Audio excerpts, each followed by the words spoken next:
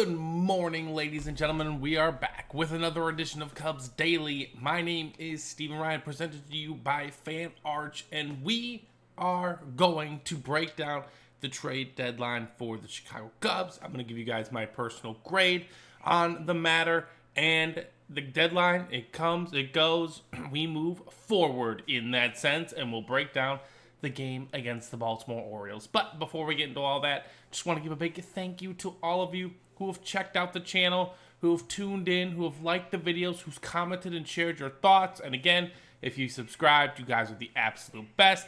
Keep that train rolling. I want you guys in the comment section below to drop your trade deadline grades. I can't imagine there's going to be too many A's. I'm just curious to see how many D's and F's there are. So, let's review what the Cubs accomplished here at the deadline, okay? We did make some deals. They weren't as splashy as we would like them to have been, but let's take a look, shall we? Here we go. So, the Chicago Cubs did add 3 pitchers and a utility player on yesterday's episode. We did see that we got Mike Soroka and Andrew Kittredge. Mike Soroka has a nice strikeout rate. He induces ground balls, which plays to the favor of this Cubs team. Hopefully he can come over and put up some better baseline numbers for this Cubs team. Jed Hoyer said yesterday that Mike was one of the Cubs' targets last offseason. It just didn't work out, so they're happy to get him on the club. Andrew Kittredge has a devastating slider that he likes to use a lot. Really good bullpen arm for the Orioles, and so hopefully he can come help supplement this Cubs team. Cubs also acquired Taylor Rogers from the Pirates, but he was dealt from the Reds in the Cabrian Hayes deal. So we got ourselves another lefty. He's having a very, very solid season. So some more depth to the bullpen. And then we got super utility man Willie Castro, who we broke down a few episodes ago as a potential trade target. So Willie Castro, he can play third, he can play outfield, he can kind of be a really, really good backup to anyone that needs a day off, and you just got to figure that these guys are getting tired and that a day off is going to be coming for them. So, again, it wasn't as much of a splashy deadline as we like. I know, we've talked about it multiple times on this channel, like Edward Cabrera, Mackenzie Gore, Joe Ryan. Are these guys really possible? I'm just going to be honest about it. Mason Miller effed all that up, okay? What the Padres gave for Mason Miller set the tone for the whole entire trade deadline, and names like Mackenzie Gore and Joe Ryan were just going to be way too expensive for us to go and get. It was either you get a rental pitcher or a guy with 2+ years of control, and just what they valued the 2+ years of control at, I think was just a little too steep for the Cubs. Plus, if there really is a lockout that's looming, which you constantly hear about, that means the Mackenzie Gore last year could go null and void if they lock out the whole season. So basically, we'd be trading the farm for 1 year of Mackenzie Gore, which would be next season. So as much as I want the Cubs to pull the trigger and say, let's get this done, sometimes you gotta be the bigger disciplined man and say no. So I'm okay with it. I'm not happy about it, but I'm okay with it. And so that's kind of what leads it into my next point, right? I'm giving the Cubs a C, okay? Yes, could they have gone on and got one of those big named arms, and I'm just like, yeah, we're going for it this year. Yeah, that's great. But we have to remember as well, this isn't the 2016 team, okay? The 2016 team was the best team in baseball, and it kind of wasn't close, Like, you kind of knew they were the best team. The Cubs are one of the best teams in baseball. They are not the best team in baseball, and I think that's very clear. A lot of challenges along the way, right? The Phillies upgraded their back end of the bullpen. The Mets, I'm not sure if the Mets are better, but they tried to improve by making moves at the deadline, right? The Dodgers tried to supplement, and obviously the Padres mortgaged the future because that's what they do, right? Fans love that style of GMing until it's time to let those players go. So it's never been the Cubs' approach to do that necessarily. I think if, this Cubs team was, let's say 68-38 or something like that, right? And we were 5 games up with the number 1 seed in all of baseball, I think Jed would have been more inclined to make that kind of move. But That's just not how it played out. You guys are gonna. A lot of people in the comments are gonna be like, Jed's lame. Jed's lame. He's It's. I get it, but I also understand not completely mortgaging everything for just this one season, which could end epically poorly. And honestly, I think if we were to make a move for the Mackenzie Gore, Joe Ryan type, I don't think a lot of people would like the return package. I think we speculated a few packages on this channel. I think it would have been more. It would have cost us more to go and get those guys, you know? Like,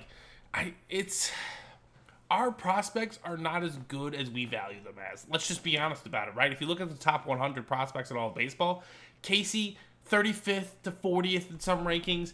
Ballesteros is close to 50. Alcantara is close to 60. Rojas is in the 70s, and Wiggins is, he's up there in the 90s. So, like, our farm system is solid. I'm not saying it's bad, but I don't know if it's as good as we are thinking it is. And Athletics set the tone, man. They said they wanted a top 25 prospect in all of baseball for Mason Miller. And that's what the Padres gave him, right? They gave him Leo DeVries or something like that. He's 18 years old. He's the number 3 prospect in all of baseball. And then they gave him 3 lottery tickets on top of that. So I'm okay with what the Cubs gave up for their 4 guys, right? Number 1, the highest being Ryan Gallagher, the number 8 prospect. It is what it is. I bet you 4 or 5 of those guys have a cup of coffee at the big league, and the other one might play for a year or two. It's such a crapshoot when it comes to prospects. I personally am not a prospect hugger by any means, but hey, there's no excuse now, right? Cubs Nation, there's no excuse for them to not bring up Owen Casey. We need to see what he's got. We need to see what Kevin Alcantara's got. And I don't know if they're going to bring up Jackson Wiggins this year necessarily, but let's ramp up the process on him as well, especially if Cade Horn has his limits pitched. It's just, we got a lot of answers that we might not wanted to see, but we do have answers, and now it's time to see what these kids can do, right? It's time to see which bats play the best and which bats are going to help this team win.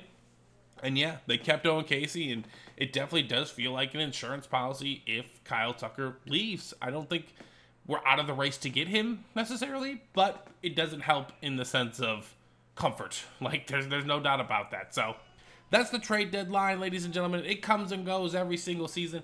Make sure you drop below your grade in the channel. Again, I'm going to give it a C. Yes, I understand you giving it a D or an F. I don't know anyone that gives it an A. A B is at best what you could give it. I get what they did. You have to take it with the hindsight, right? This team has played really, really well. It's still a really good baseball team. You just want to see your team put you over the top. And I totally understand that feeling. So drop your grades down below. But yeah, we are moving forward. We're time to focus on the playoffs. Like I said, this team is still really, really good. We can absolutely compete for a World Series. It doesn't feel that way. You got to catch the right matchups. We got to play well. But we kind of all feel that the starting staff is going to be the problem in that sense, right? So game 1, we're going to give it to Shota. That's how it's going to go. Game 2, it's looking like Matthew Boyd. And I keep hearing about this innings limits for Cade Horton, which, again, very real thing. I don't think it's not a real thing, but I think if the Cubs are in the middle of a playoff chase, they're not going to be like, Cade, shut it down. I think they're going to be like, hey, we need you, man. It's time to gear up and get going. And I would start Cade Horton game 3. Is it risky? Absolutely. But I would do it for the sense of this kid needs that experience. He needs that postseason experience. And also, that's another point to the trade deadline, right? Like, Joe Ryan, Mackenzie Gore, Edward Cabrera, all really talented pitchers. All guys I think that would be excellent Cubs. None of those guys have tested the postseason water. Like, none of those guys are guaranteed to be brought into the postseason and be super successful for us. So I kind of understand the move on that sense of just like, hey, let's hold dead. Also, this team has never been to the playoffs before, so we need to see how we stack up. A lot of us already feel like we don't stack up well with the Dodgers, but who does stack up well with the Dodgers, That's a tough get. The Phillies are a tough bat. We need to play them and see where this team lies, and then I think that's where Jed's going to see where he can plug and play and make moves to help supplement this team down the road. But yes, with that lockout looming, I understand not wanting to necessarily pay that premium for a pitcher with years of control. Because again, what if 2027 we don't play baseball, right? And they just cut out the year, and we're like, oh, we just lose a year for no reason. So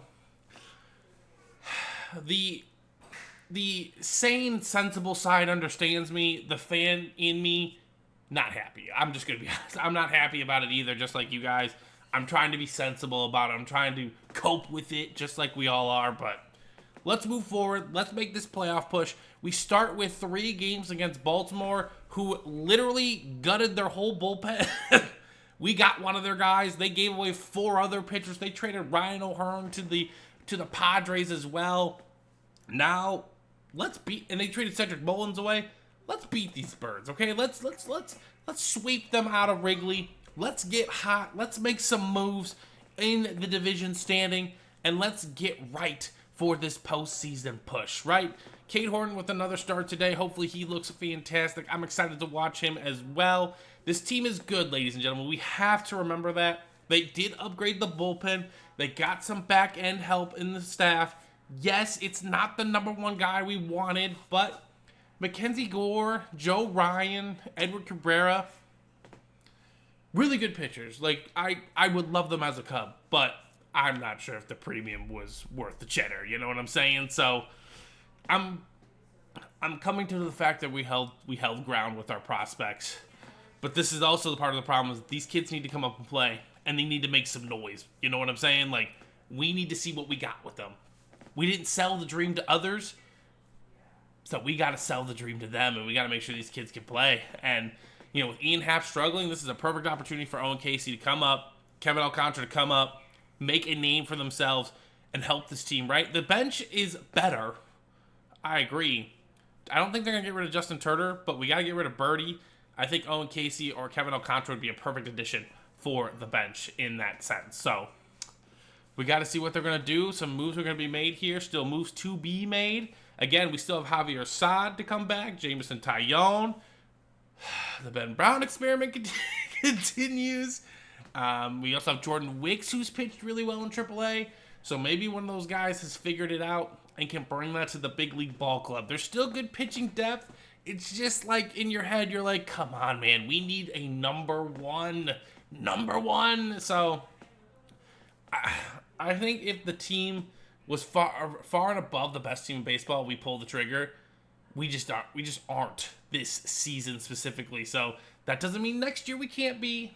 But the good news is that the price of Mackenzie Gore and Joe Ryan is going to come down next offseason because the Twins are clearly rebuilding. They've shipped off everybody. The Nats, they're in the middle of it. So they might have to look to move off Mackenzie Gore, right? So I'm not sure what's going to happen there. But we're back on the field today. 1:20 at Wrigley. Going to be a beautiful day. I hope you all have a beautiful, beautiful weekend. I will be back tomorrow with more news and notes from the game, more previews for Game 2, and I hope you all have a fantastic weekend. It's still Go Cubs Go, no matter how disappointed we are.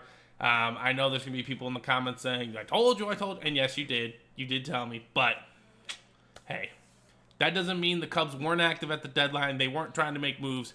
I just think the price was a little too much for them to really warrant moving all of those prospects. So it is what it is. Go Cubs go. I'll talk to you all soon.